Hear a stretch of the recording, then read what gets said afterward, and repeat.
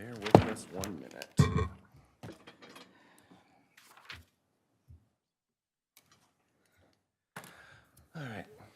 All right, let's go ahead and call to order the January 24th, 2023 meeting of the Oakdale City Council.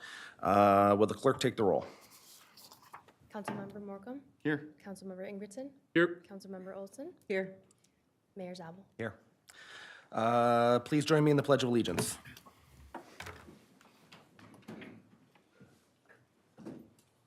I pledge allegiance to the flag of the United States of America and to the republic for which it stands, one nation, under God, indivisible, with liberty and justice for all.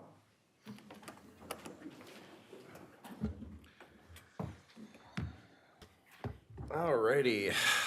In front of us, first up on the agenda is the approval of the agenda. We were provided an amended copy, changing one of the consensus motions, I believe. That's the only thing, Chris? No, Mr. Mayor, City Council, I would like to propose that we add under Administrator's Report, a proposed resolution for the local option sales tax for legislative action. All right. Will somebody make a motion to approve the agenda as amended with those two changes? So moved. There's a motion. Is there a second? Second. Motion and a second. Any conversation? Seeing none, all those in favor say aye. Aye. All those opposed, and the agenda is adopted. Next up on the agenda is the approval of minutes. First up, January 10th, 2023 workshop. Any changes or corrections? Hearing none, I'll look for a motion. Motion? There's a motion. Is there a second? Second. Motion and a second. Any conversation? Seeing none, all those in favor say aye. Aye. All those opposed, and those are adopted. Next up, January 10th, 2023 regular meeting minutes. Any changes or corrections? Seeing none, I'll look for a motion. So moved. Motion, is there a second? Second. Motion and a second. Any conversation? All those in favor say aye. Aye. Opposed, and those are adopted as well. Next up on the agenda, we have two technically public hearings, I guess? Or is it one for each? Two different ones. Two public hearings or four? Do we have to have one for each? Two, okay.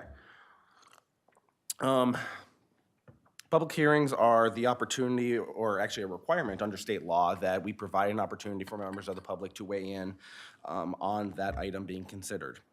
We will start with a public hearing for ordering City Project R2023-01, the 2023 street improvements. But before that, do we have a staff presentation? Brian? All right, Mr. Bachmeyer, please take it away. Good evening, Mayor and council members and residents that are in attendance this evening.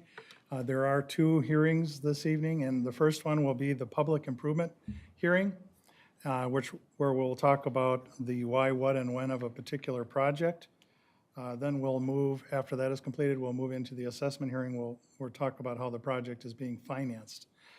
There will be two people joining me this evening during this presentation.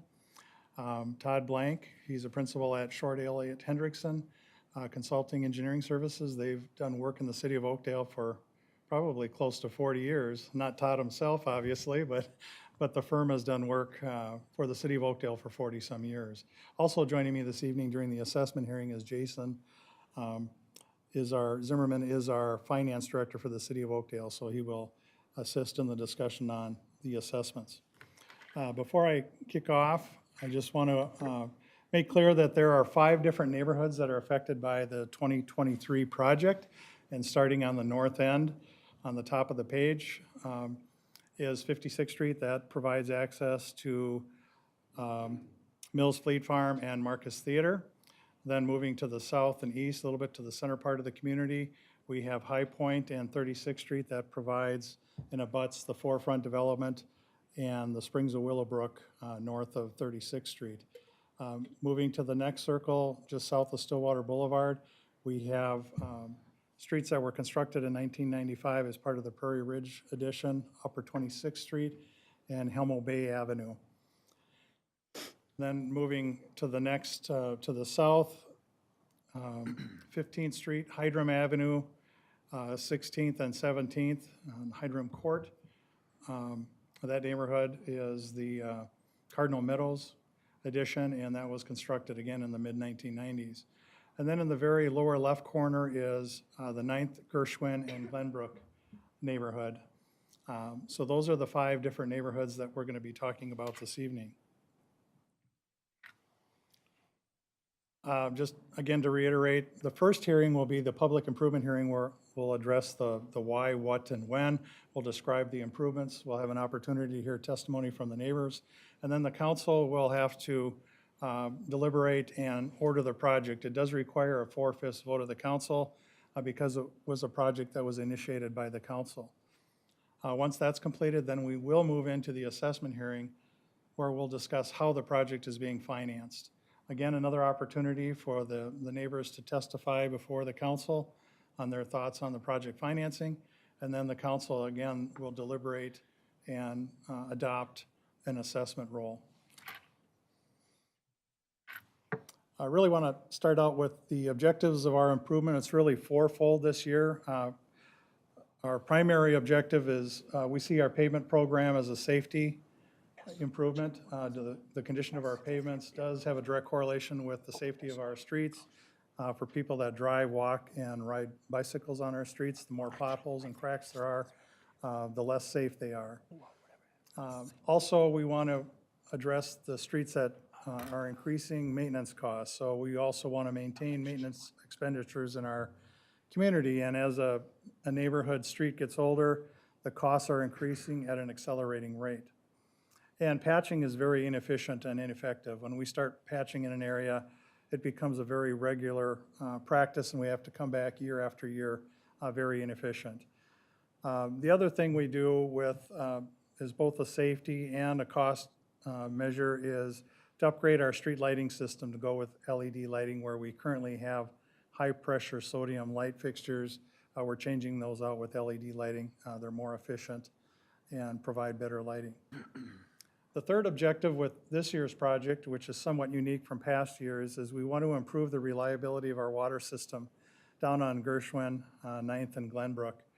And I'll show a map here in a little bit that shows how many water main breaks we've had down there.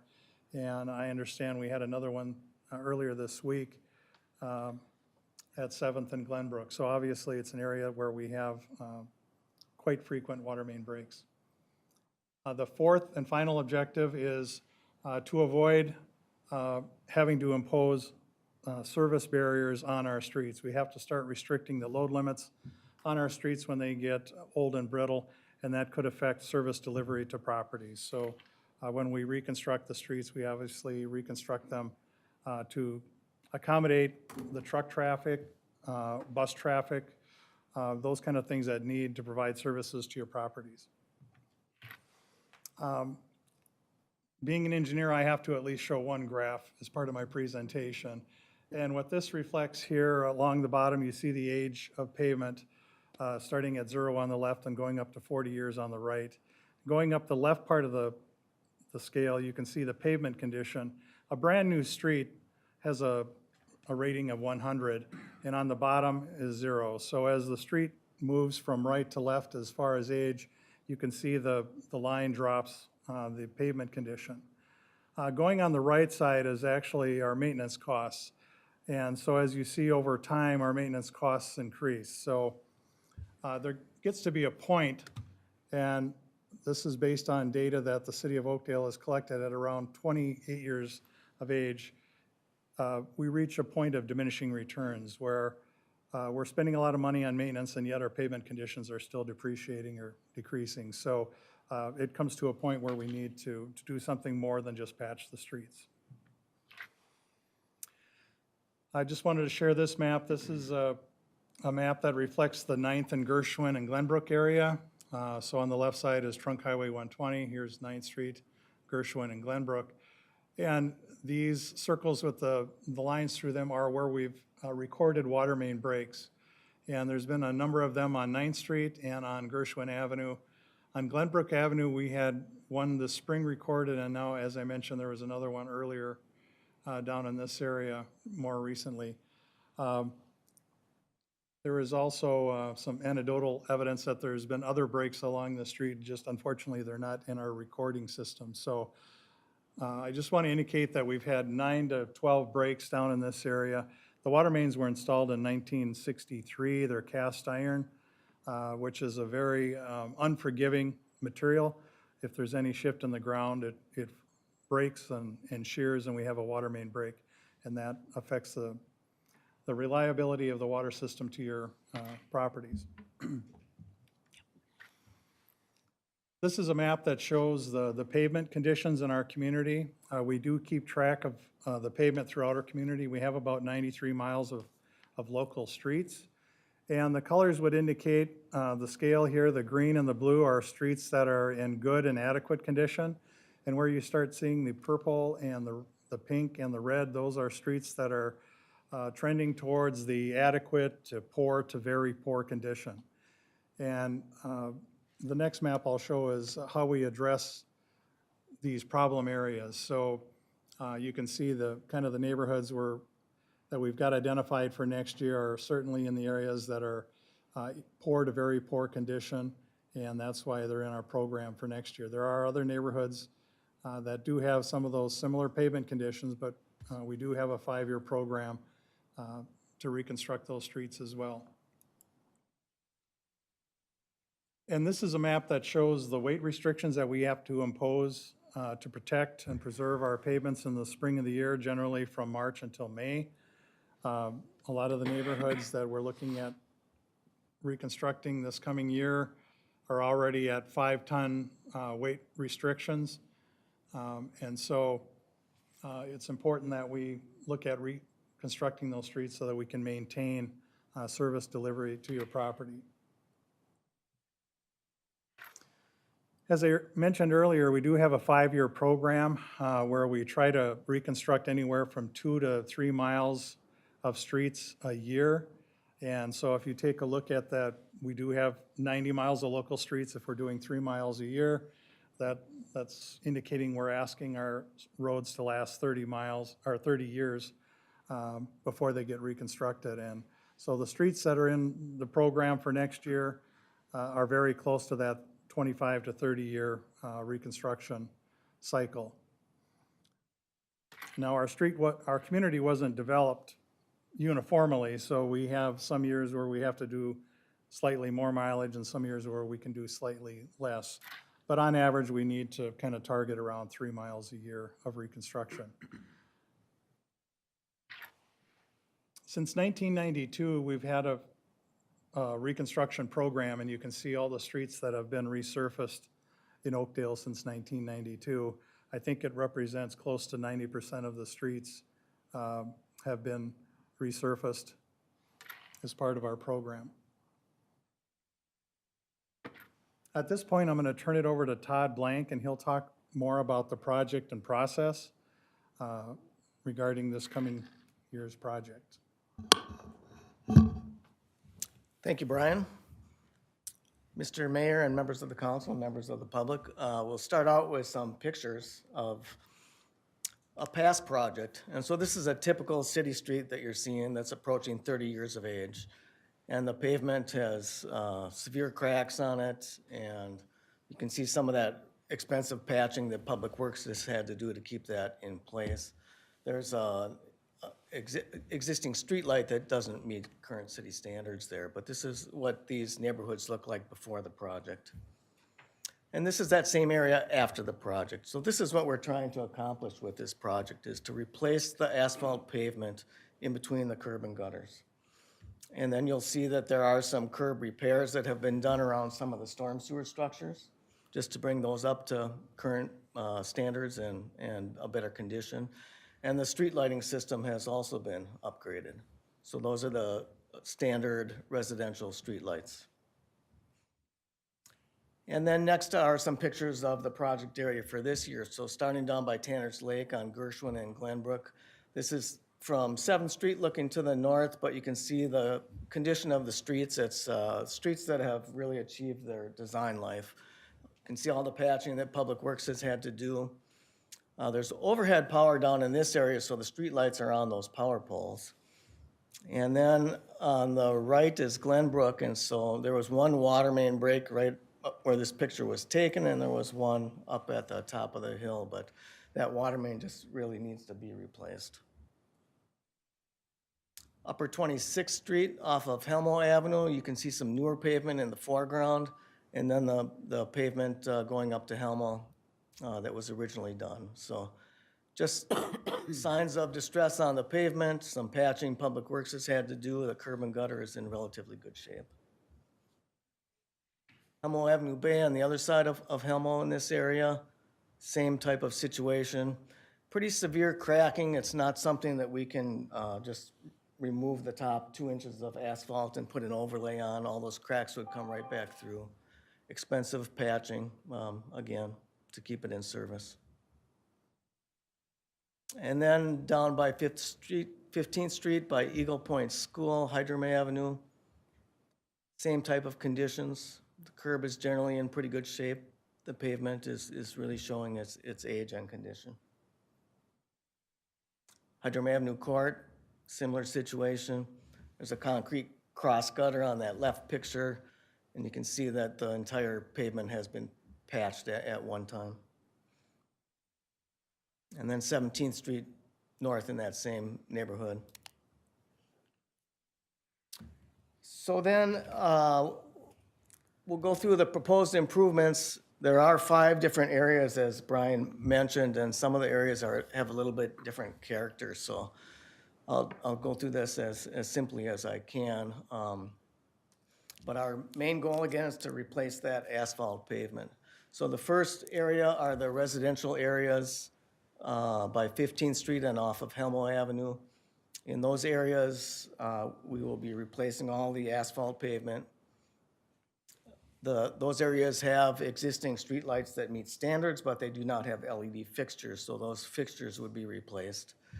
Before we replace that pavement section, we want to make sure that everything underground is up to standards and in good condition. So Public Works is televising the city sewers at this time, and there may be some spot repairs on the sanitary sewer. There may be some repairs on the storm sewer, some catch basins. Maybe we need to add a catch basin if there's a little bit of a drainage flooding problem in heavy rains. There might be some fire hydrant repairs and gate valve repairs. And then we will clean out the storm sewer system by the ponds. So the storm sewer pipes that dump into the ponds, there's some sediment that accumulates over time. So this is the best time to clean those areas out. We will review all the street signs in all of the project areas and replace those that need replacing. And then on Hydrome Avenue, just north of 15th at Cardinal Meadows, there is the entrance monument in the raised median. And this is our time to look at that and see if it still makes sense to have that in place. It was put in primarily for aesthetic reasons, and it's a little bit difficult to snowplow around there, and the streets are narrow. There's no parking in that area, so city staff has been engaging with the property owners and taking some surveys and just trying to get the best information to make a decision on whether now is the time to do that or not, and that is continuing.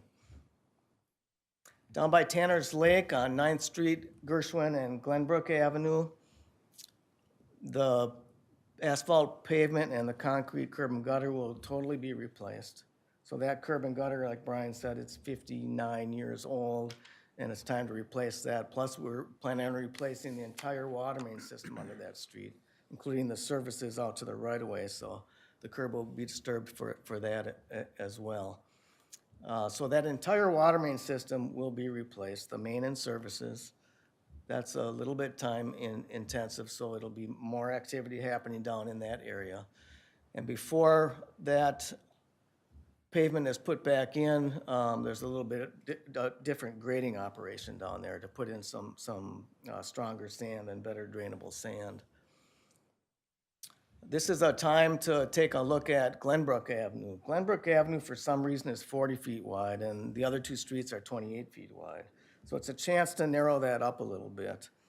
And also the intersection down at 7th Street, it doesn't line up with Glenbrook on the south side of 7th. So it's offset by about 15 feet, so it's a chance to perhaps, move that over and line those up for better safety and operations. And then because we are disturbing the area more intensely, there are some requirements to do some additional stormwater treatment. So we have to do a stormwater treatment pond down in that area. So that's the area where the improvements are going to take the longest and they're more involved. The two commercial areas, Forefront and up by 56th Street, up by Mills, those areas will be similar to the first residential areas. The curb and gutter will mostly stay in place. Some spot repairs, replace the pavement. The streetlights in those areas do not meet current standards, so they're proposed to be upgraded to the city's current standard for commercial streets. So different from the picture we saw, the standard on commercial streets are the taller 30-foot black aluminum poles with the decorative pendant type fixtures.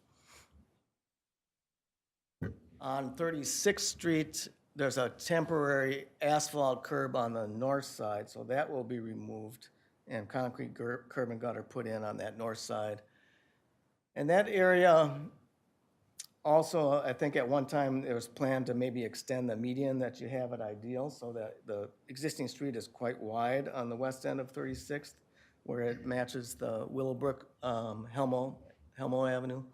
And so we will be narrowing that street up to make a better transition to the new street. And then lastly, there is a new sidewalk proposed along the west side of High Point Drive down near County Road 14. So what can you expect to see during construction? Well, the first thing the contractor will do is to reclaim the pavement. So they'll bring in a big grinding machine, mix the existing asphalt pavement in with the gravel, and then they'll salvage that and use it on the project. Before that new asphalt gets put down, we need to take care of some grading, some utility repairs, some curb repairs, and then the street lighting system. So down in the water main replacement area, that grading, because we're disturbing the subgrade and that subgrade has never been improved in the past, the city standard is to put in 3 feet of good drainable sand because of the soils that exist in the city. So we are proposing to put in 3 feet of drainable sand down in that area. So the grading is more intensive. In the other areas, the grading will just consist of removing the top 3 to 4 inches of gravel for the new asphalt section. The city has utilities under the street, and there are also private utilities, the private gas, phone, and electric and communication lines. The city has their sanitary sewer, storm sewer, and water mains, so we will be making sure that those are all up to standards and in good condition. The curb will be totally replaced in the water main replacement area and on the north side of 36th Street. In the rest of the areas, we will replace just the areas that are so severely cracked or settled that it's really affecting the life of the street. So we're not after every cosmetic crack, but we're after the more major cracks, and so you'll see some of that replacement. And then there will be a subcontractor working on the street lighting system. And these things can happen in different order. We don't set that order. It's up to the contractor to be most efficient. So after that work is done, the first layer of asphalt will be installed. And then the contractor will raise the manhole castings and the gate valve iron up to the final surface. They'll place topsoil and sod the boulevard areas. And then the last thing that will be done will be the final paving of that asphalt layer. So that's the process. And during construction, access will be provided at all times. So if there's a storm sewer repair right in front of a driveway, or certainly down in the water main replacement area, that will be more difficult. So the contractor would provide notice if there is disruption to a driveway, and there might need to be some arrangements to park on a side street for a certain period of time. But the contractor will be working closely with the residents on that. And mail delivery will also continue either via the existing mailboxes or a temporary mailbox bank. The standard working hours are 7 a.m. to 7 p.m. on Monday through Friday, 9 to 5 on Saturdays, unless it's an emergency. And then lastly, the city will have representatives out on site. So there'll be a resource for the property owners, and they'll also be making sure that the project gets built correctly. So this is the Cardinal Meadows area. Again, some spot repairs on that curb and gutter, total asphalt pavement replacement. The streetlights meet standards, but we'll be replacing the fixtures with LEDs. And then the potential median removal on that south end at 15th. Prairie Ridge off of Helmo, similar situation, the curb and gutter will have spot repairs, asphalt replaced, and those lights also meet current standards on Upper 26th, but on Helmo Avenue Bay, they will be upgraded to LED fixtures. Down near Tanner's Lake, in the water main replacement area, that's the big activity down there. New curb and gutter, new pavement. The streetlights, again, are overhead, so they will remain overhead. And there is some stormwater treatment required. We're proposing that on the north end of Horseshoe Park. And then there's the potential realignment of that Glenbrook intersection down at 7th Street. The commercial area up by Forefront.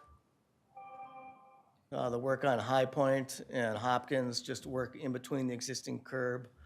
New streetlight system with the city standard for the commercial areas, the taller pendant type lights. There's a new sidewalk proposed again on the west side of High Point. Then up on 36th Street, new concrete curb on the north side. New lighting there, pavement replacement, and the trail will also be replaced on the south side of the road.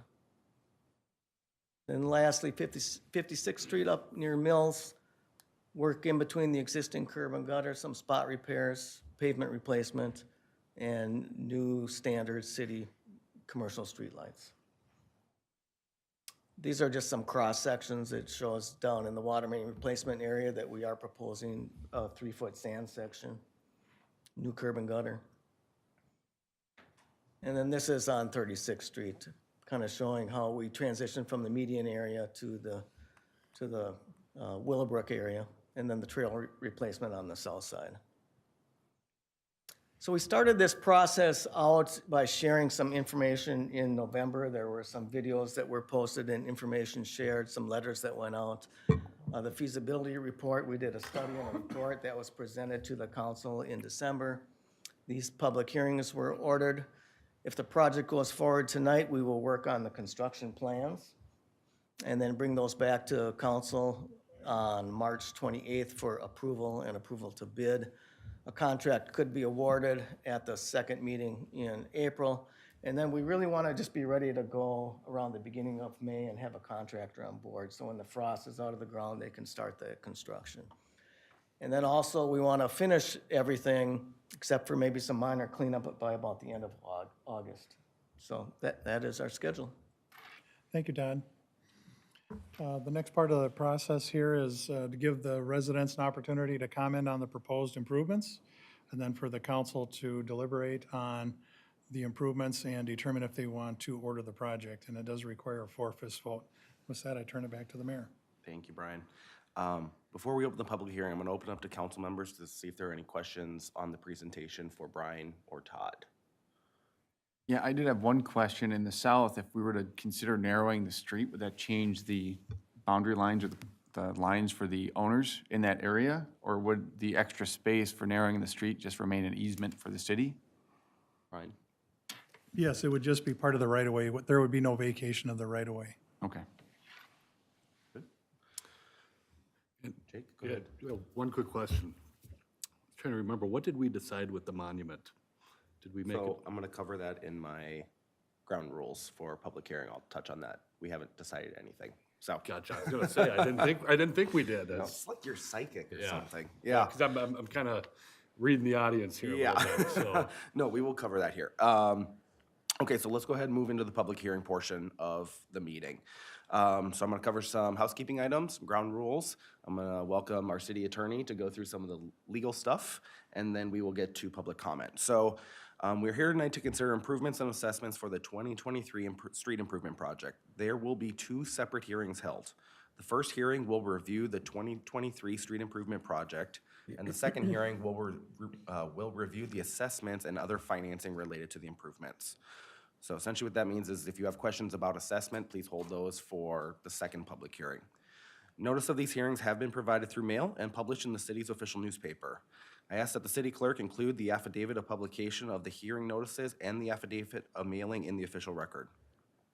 In a second, I'm gonna bring Jim Thompson in, but before that, let's cover a few house ground rules. The first rule here in City Hall is we treat one another with respect.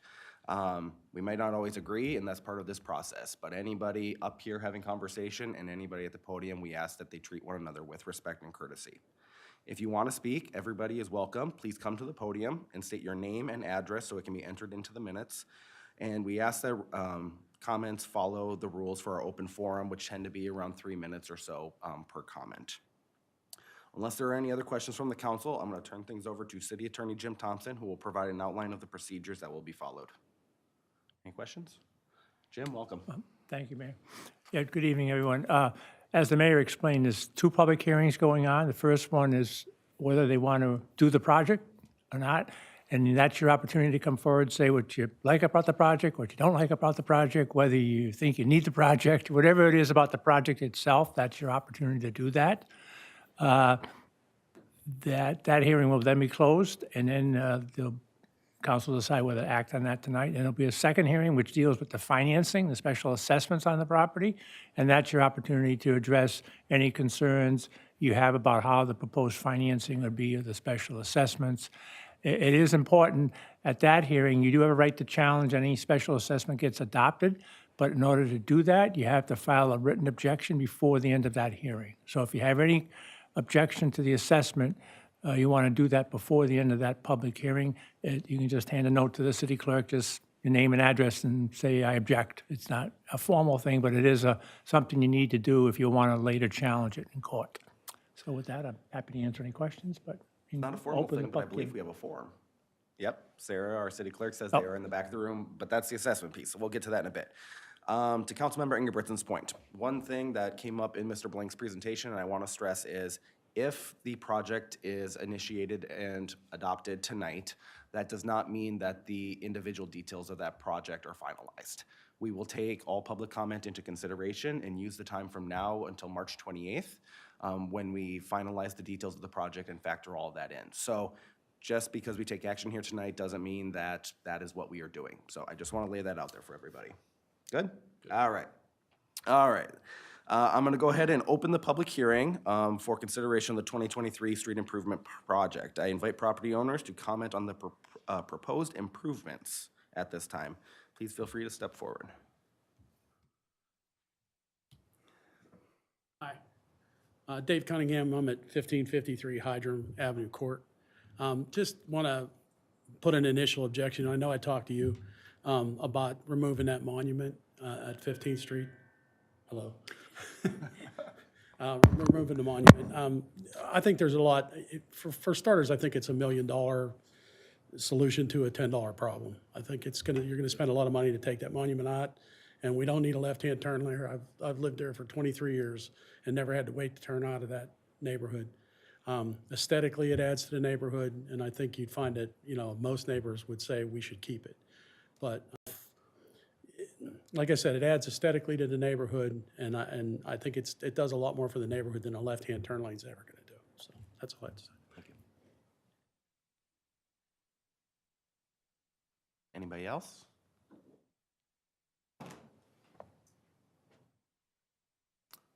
Commissioner, thanks for joining us. Glenn Giacoletto, 1597 Hydrant Avenue, Court North.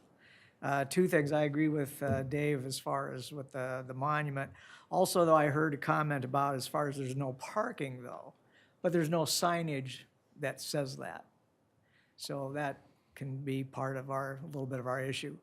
Secondly, I had a question as far as feasibility in Hydrant Avenue Court. We don't have any access to, we don't have any sewer drains or anything like that, storm drains. And I don't know if that's just not feasible where we're located, or if that's something that can be done to help with any drainage issues. I know we've chatted about that before, but are we just too far away maybe from access to storm drainage system. That's all I had to ask. Thank you, Mr. Giacoletto. Are there any other comments? I should also add, typically public hearings and open forums aren't a back and forth conversation, but we will take that question about drainage and incorporate that into our consideration as well. So thank you for raising that. Sir, please. Hi, my name's Tom Nunn. I 7888 Upper 16th Street. I guess just my concern about the monument, I guess I really don't have feelings either way if it stays or goes. I guess there, like he said, there's no problem making left-hand turns.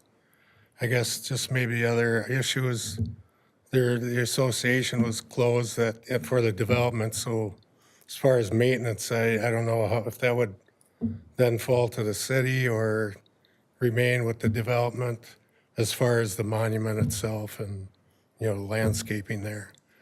And I guess the other issue with that is the parking, being that it is two narrow exits and entries. If the nearby houses there park on both sides of the streets, it really gets to be a problem with traffic movement. So I guess, I don't know if you could restrict parking on one side of the street or the other. Just, it all depends if the monument stays or not, but, so parking is kind of an issue there, going in and out, so. All right. If it's a response to his question about maintenance, I'll ask you to discuss that privately. Yep. Are there any other individuals that would like to speak on the public improvement hearing? Seeing none, I'm going to go ahead and close the public hearing and bring it back up to the dais for council deliberation. Council members, any questions for staff or things you just want to throw into the atmosphere? It's wide open. I think it's great so many neighbors all came together. You guys obviously know each other very well, so it's good that you are sharing your voice here. One thing I did want to ask, and just for the public to know, so obviously it's expensive when water mains break, and that's a big concern. Is it in the hundreds of dollars to fix, thousands of dollars, tens of thousands of dollars? Per break, Yeah, per break. it's not unusual for water main breaks to be close to $10,000. 5 to 10,000 is very common. Really depends upon how much traffic, how deep the water main is, but yeah, It's always urgent, I'm sure. yes. Yeah. Yeah, Okay. the most unopportune time, right? Winter. Yeah. Any other comments from council members? If not, I will look for a motion. I'll make a motion to waive reading and adopt Resolution 2023-09, ordering City Project R2023-01, 2023 street improvements. There's a motion. Is there a second? Second? There's a motion and there's a second. Any conversation? I would just note that this project of this nature requires a 4/5 majority, which is a little tricky with only 4 members. So here's hoping. All those in favor say aye. Aye. Oppose? Ooh, we cleared it. All right, that is approved. Next, we will tackle the public hearing associated with the special assessments. Let's go back to my script. Ryan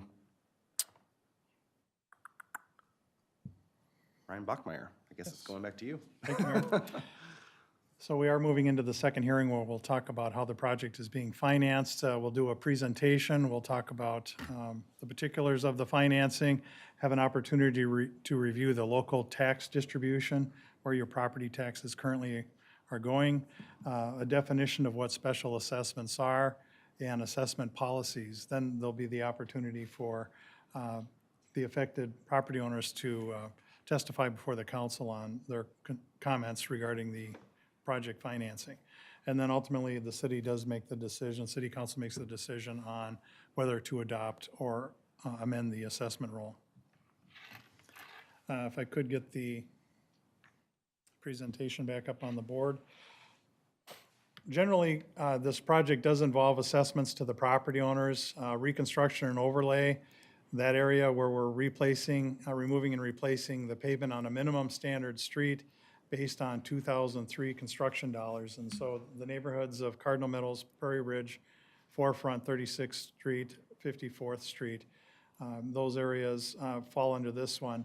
We do have a uniform assessment rate, and that's $53 per foot for residential, $68 for multifamily, and $88 for commercial office-type properties. And again, that goes back to the cost to remove and replace asphalt on a minimum standard street based on 2003 construction dollars. That's how those rates are determined. Now, in those neighborhoods where we're removing and replacing the pavement and the curb and gutter on a minimum standard street, again, so this would affect the 9th Street, Gershwin, and Glenbrook Avenue area. Those assessment rates are $77 per residential, $92 for multifamily. And again, that's to remove and replace the asphalt and the curb and gutter on a wholesale basis on a minimum standard street. Now, the city is held to a standard in that the assessments cannot exceed the benefit to the property, and courts have determined the benefit to be the increase in market value to the property. We have worked with an assessor in the past, a third-party assessor who has reviewed our assessment rates and determined that they are defensible if we were to go to court. So it's been reviewed, not for this particular project, but on just past projects and our policies that we apply. They're uniformly applied. This particular project, in total, the 5 neighborhoods, is a little over $5 million. And the assessments that, to the benefiting properties are $1,100,000, or about 22% of the overall project. The city will be financing 78% of the balance of the project. With that, I'd ask that Jason Zimmerman come up and talk a little bit about what our current city property taxes pay for. Mr. Zimmerman, welcome. Thank you, Mayor, Council. Thank you, Brian. So often with projects like this, the question arises about where do property tax dollars go and how are they allocated? So the visualization that's up on the screen here depicts or segments a $100 bill as a visualization of where the monthly allocation of the median valued residential property taxes go. So the estimation for 2023 on a $315,000 property is about $97.89 per month. Again, with the allocation predominantly with police, public works, fire, and then debt service, generally for the city's contributions to projects like this. And then the other administrative portions of city government on the lower end of the $100 bill.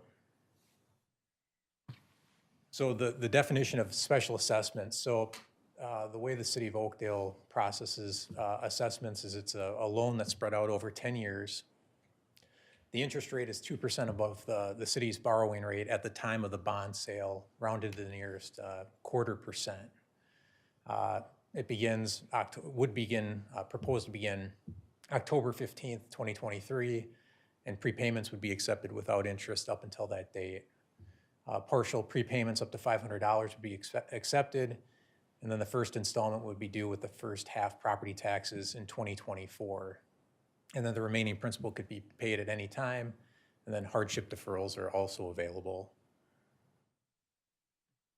And then this is a sample calculation of a parcel with a beginning balance of $4,240. Again, interest rates have risen in the last year, so this is just an example at a 5% borrowing rate for the city, or 7% to the assessed property. Again, the 10-year duration with the first half due in 2024, assuming equal contributions or payments, would run through 2023. Or 2033, excuse me, I'm sorry. Thank you, Jason. Thank you, Brian. I just have some maps that I'm presenting that kind of show the assessments to the properties in the different neighborhoods. And so just so you can kind of get a sense of what they are. Up at Mills Fleet Farm, they have I apologize, I can't even read it on the computer. I think it's around 50,000. And the Marcus Theater is a similar amount. This is the forefront and the Continental area. The assessments to the properties in this area range from $11,000 up to $117,000 per parcel. This is the Prairie Meadows. These assessments are $4,240. It's a typical 80-foot lot. And similarly, in Cardinal Meadows, the yellow is the $4,240. The school district does have frontage on the 2 dead-end streets, so they have an assessment, and then Hope Church has frontage along Hydrum and Upper 16th, so their assessment is $41,000. And then the Gershwin in Glenbrook and 9th Street area, the orange is the $6,160. For the typical single-family lot, there are some multifamily properties right off of 120, so they have a different assessment number. And then the school district also has 2 parcels with frontage on Glenbrook Avenue, so some assessments there. And then the other unique property is right off of 10th and Glenbrook. There's a parcel here that is of sufficient size that it could be subdivided, so it's the equivalent of 2 lots. And then they also own the vacant lot to the south. So this particular property has three assessments on that parcel. Earlier this evening, you saw how many streets we've reconstructed since 1992. This is just showing the number of parcels that have been assessed since 1992. It's close to 9,500 parcels, and just for purposes, the city of Oakdale has a little over 10,000 parcels in our community. So well over 90% of the properties in Oakdale have been assessed for street improvements following similar policies that we're discussing tonight.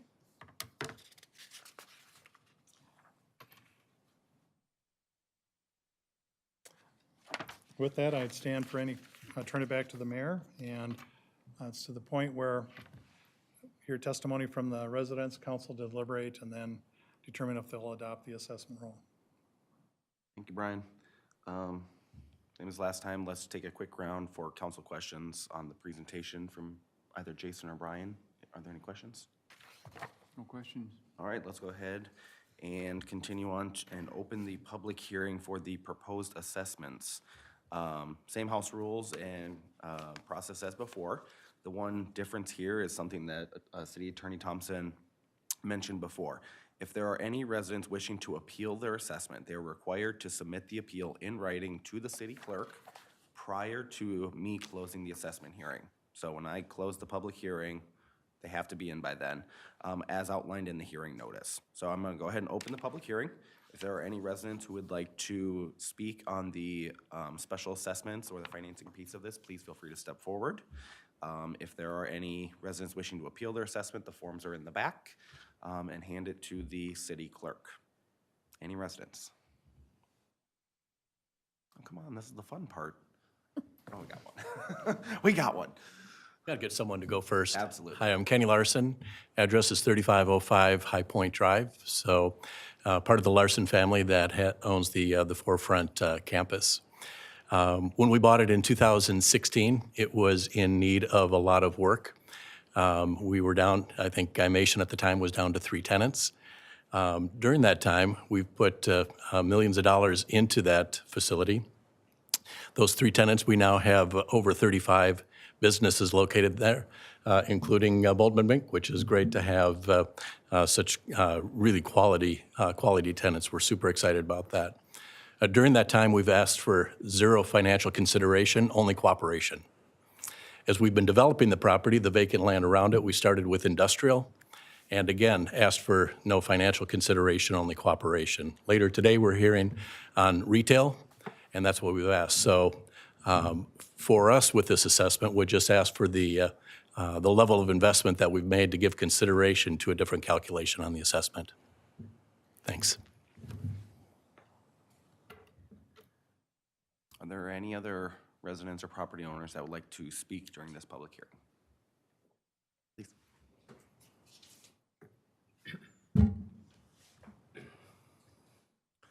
I'm Colin Rohrenbach. I'm at 7971 17th Street North. I guess that appeal process, I don't know how that actually works, but I have the house at the very east end. That house was built 6 years ago. So I don't know, how that all works. That was a vacant lot owned by Mr. Armstrong for years. I guess I'll fill out some paperwork. And also, I did forget, I'm in favor of the monument. Thank you. Maybe staff can connect with that resident directly to discuss some of his questions. Jim? Yes, Mr. Mayor. It is important, though, that he fills out the form and turns it in now, just so you preserve your right to appeal. And the next step in the appeal process would be to, if the council chooses to adopt the assessment, whether it's tonight or a future night, you do have to take quick action in court. You have to file an appeal within 30 days of that date. Not 30 days of tonight unless the council adopts it tonight, but you do have to submit it in writing tonight. Thank you. And Jim, I would just add something you said I want to accentuate there. By filling out the form, you're just preserving your right to an appeal. You can drop it at any point if you don't want to go through the process, but you have to open this door if you want to explore it later. Is that correct, Jim? Yes. Okay. Are there any other residents who would like to speak on this public hearing? Is anybody filling out a form that would like a little more time? 2 people? Okay, we'll give it a second. You got to come. Fill out the form. Just gotta come to the podium. Jan, could you come step up to the podium? Yeah.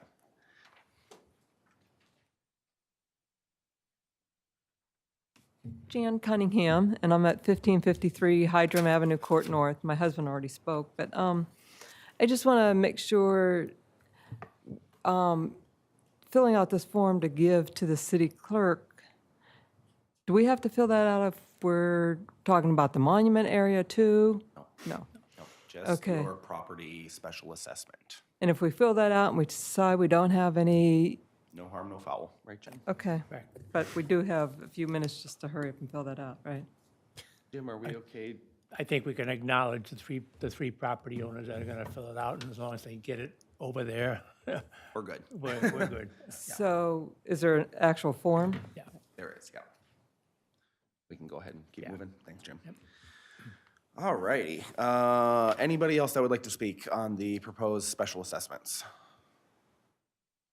Seeing none, I'm going to go ahead and close the public hearing and bring it back up to the dais for council deliberations. Council members, any questions?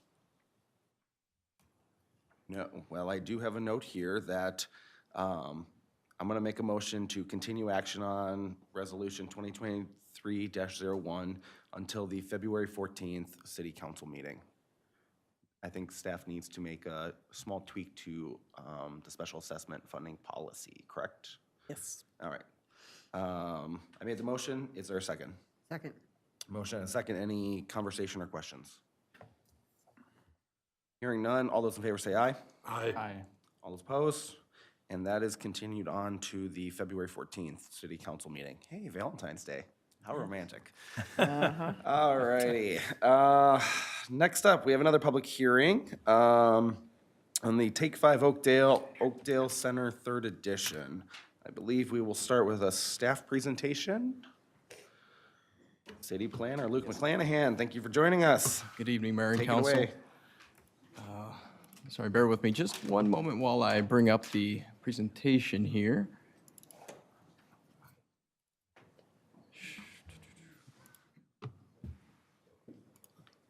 Okay. If we can get that up on the screen? Do you want over there? Yes, I think we're good now. Okay. Yep, we're good. That'd be the present. She's got it. Yep. Okay, thank you. So the location of this request is on the north side of 10th Street. It's immediately west of the Speedway and west of Helmo Avenue. This is a vacant parcel consisting of 1.5 acres. And the purpose of this request tonight is to create 2 commercial lots. And development is being proposed on just the east lot for an oil change business. The west lot will be developed at a future time, and this site is zoned as C2 Community Commercial.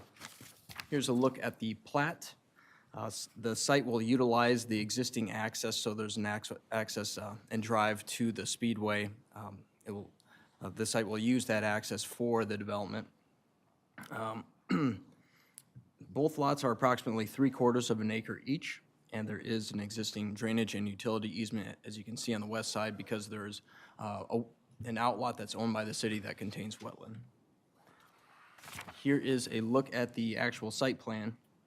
Again, only the east lot is being developed at this time. The west lot will have to go through the site plan process when it is ready to be developed.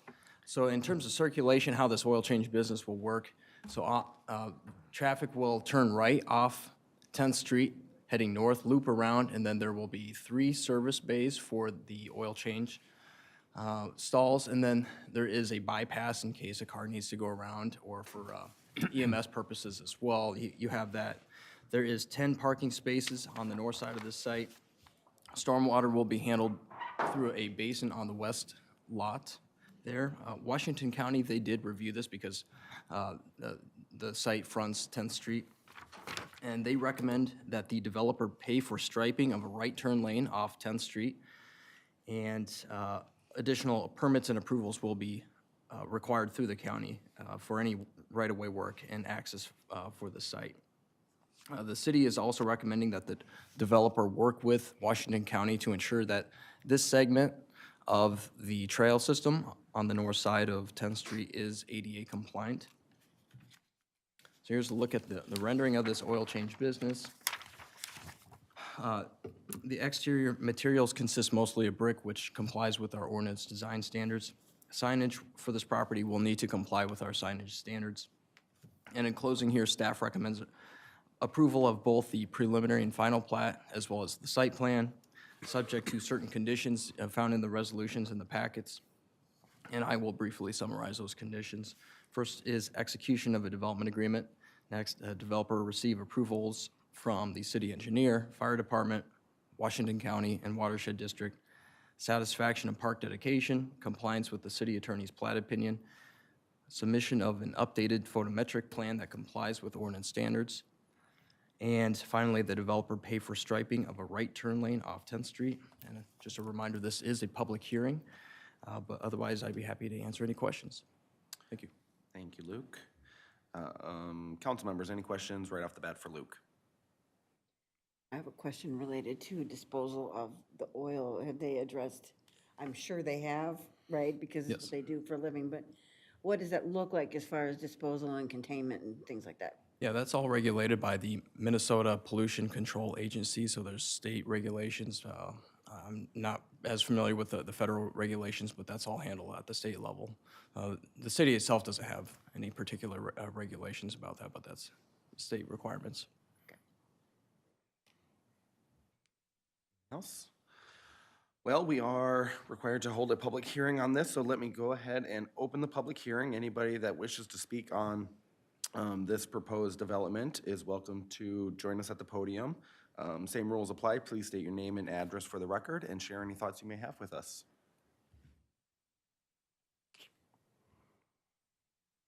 Seeing none, I'm going to go ahead and close the public hearing and bring it back up to the dais for council discussion. Council members, anything? Hearing none, let's go ahead and take both of these one at a time. Could I have a motion on the first one? I will make a motion to waive reading and adopt Resolution 2312, approving the preliminary and final plat for Oakdale Center Third Edition with conditions included in the attached resolution. There's a motion, is there a second? Second. Motion and a second, any conversation? Hearing none, all those in favor say aye. Aye. All those opposed? And that passes. Next motion, can I have a motion? I'll make a motion and waive reading and adopt Resolution 2023-13, approving the site plan for Take 5 Oakdale with conditions included in the attached resolution. There's a motion, is there a second? Second. Motion and a second, any conversation? Hearing none, all those in favor say aye. Aye. All those opposed? And that is adopted as well. Thank you. We are rolling right along. Let's continue things with open forum. Open forum is the time for residents joining us to share anything on their mind. Please feel free to step up to the podium, same rules as the public hearings. State your name and address for the record, and roughly 3 minutes or so, share with us what's on your mind. Anybody? Nope. No? Okay. We're gonna keep moving. Consensus motions. Nope. Consensus motions, we have A through H in front of us tonight. Are there any that individual council members would like to pull for individual consideration? Going once, going twice? No? Okay. I will look for a motion. I'll make a motion to approve consensus items A through H as presented. There's a motion. Is there a second? Second. Motion and a second. Any conversation?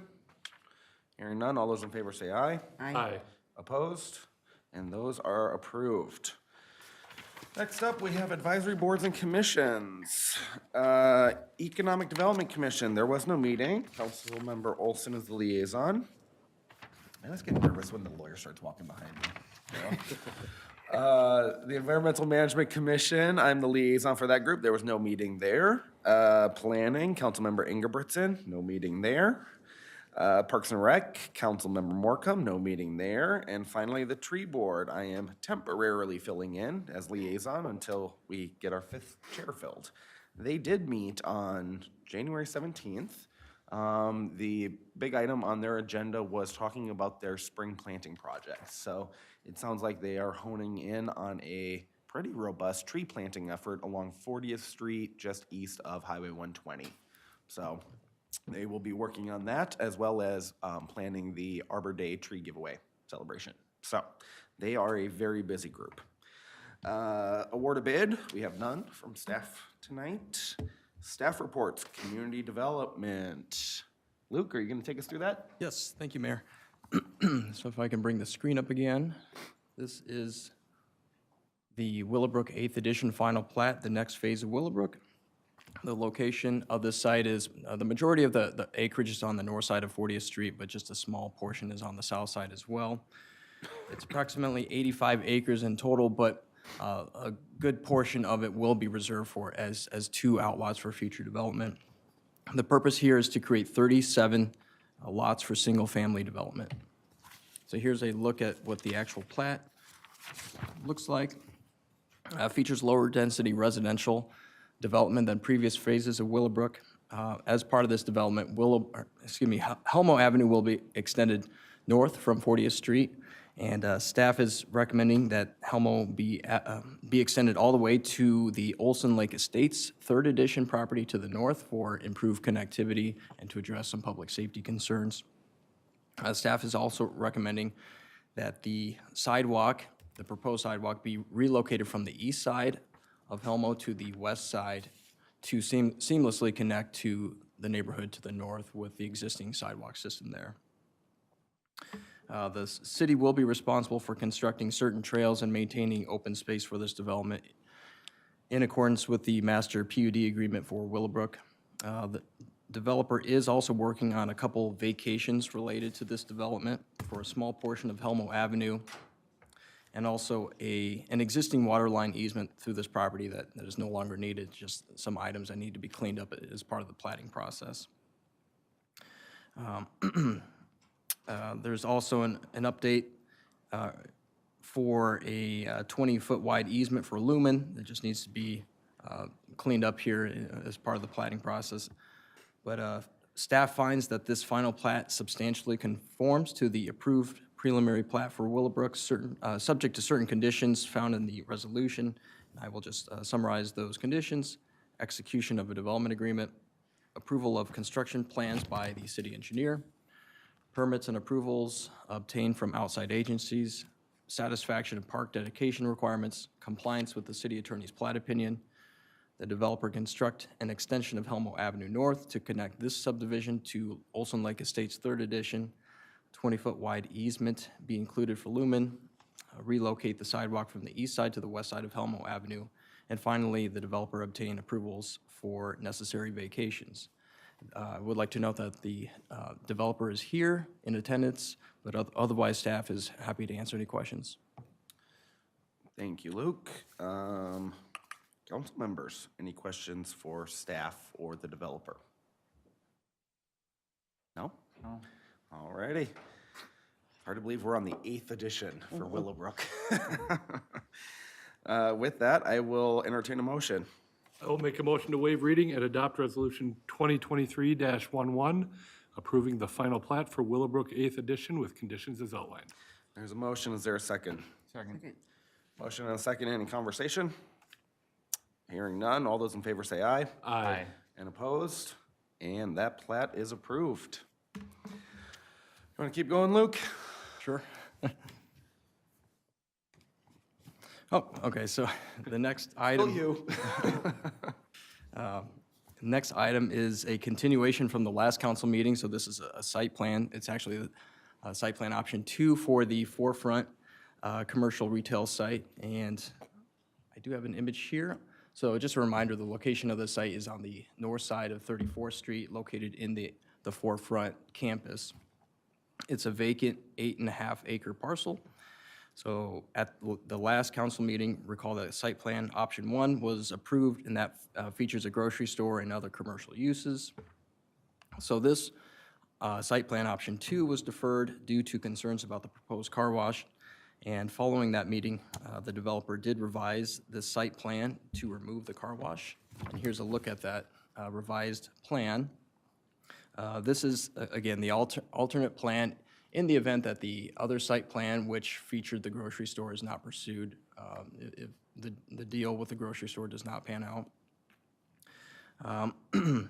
In place of the car wash that was previously being proposed is just a more general commercial building, approximately 15,000 square feet.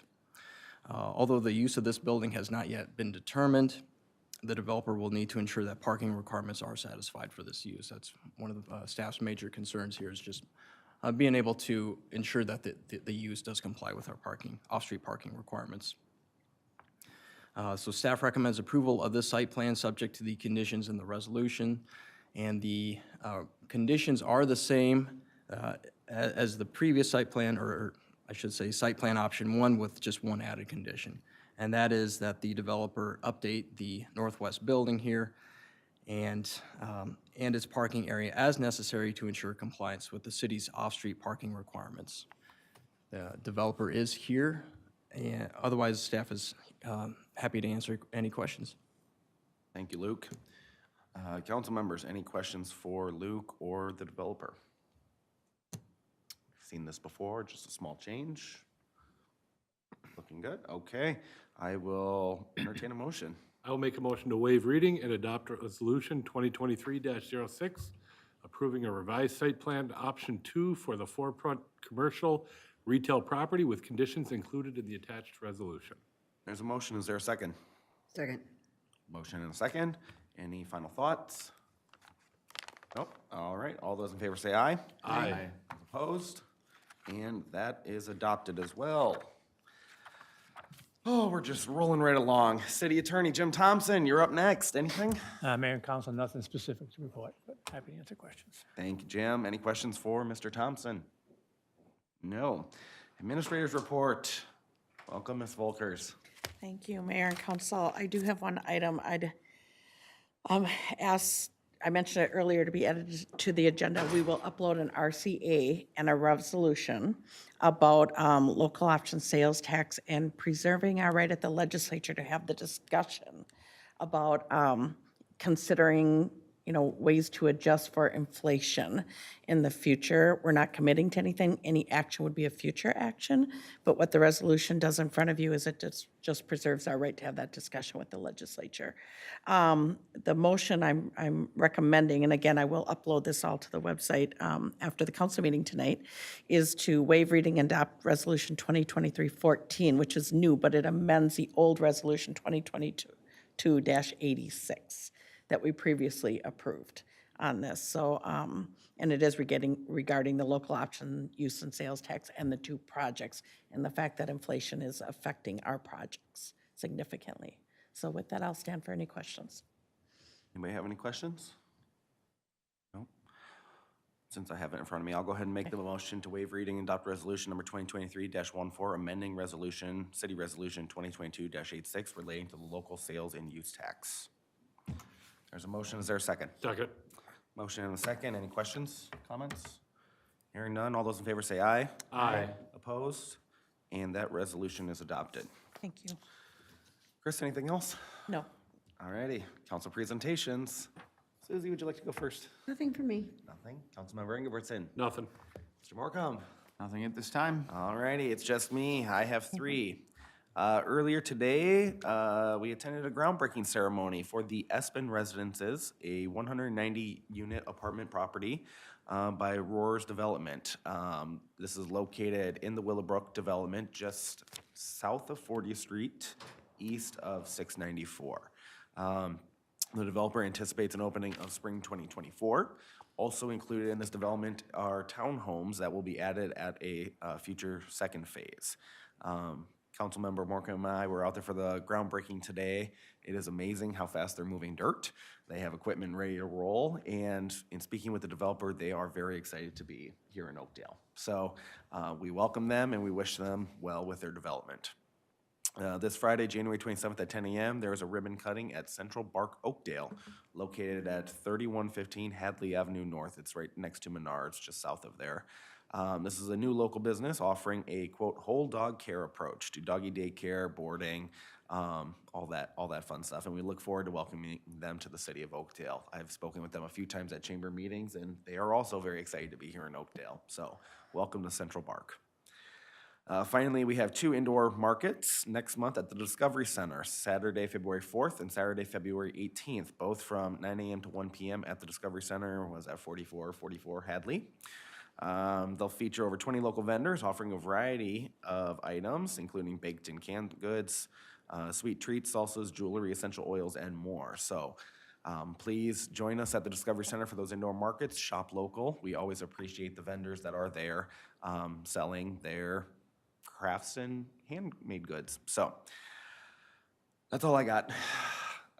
Claims, gotta pay the bills. Are there any questions on the claims for the period January 11th, 2023 to January 24th, 2023? No questions? Can I get a motion? I'll make a motion to approve claims as presented. There's a motion. Is there a second? Second. Motion and a second. Any conversation? Seeing none. All those in favor say aye. Aye. Aye. Those opposed? And the bills are paid. I will look for a motion to adjourn. Make a motion to adjourn. There's a motion. Is there a second? Second. Motion and a second. All those in favor say aye. Aye. And those opposed? Oh, sorry, aye. We are adjourned. Thank you and have a good night. I forget you.